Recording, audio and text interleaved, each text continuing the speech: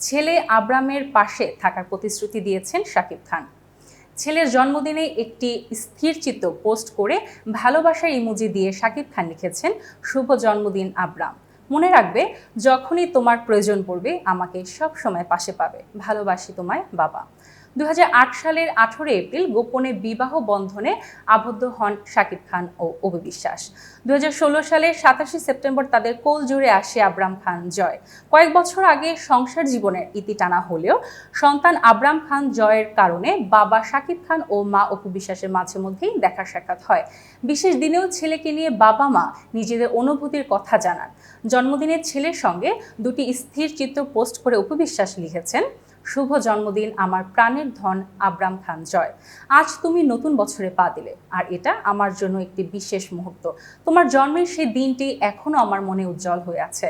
তোমার প্রতিদিন আমার জন্য আনন্দ ও ভালোবাসার উৎস হয়ে আছে। এতক্ষণ বার্তা বৈঠকের সাথে থাকার জন্য অসংখ্য ধন্যবাদ।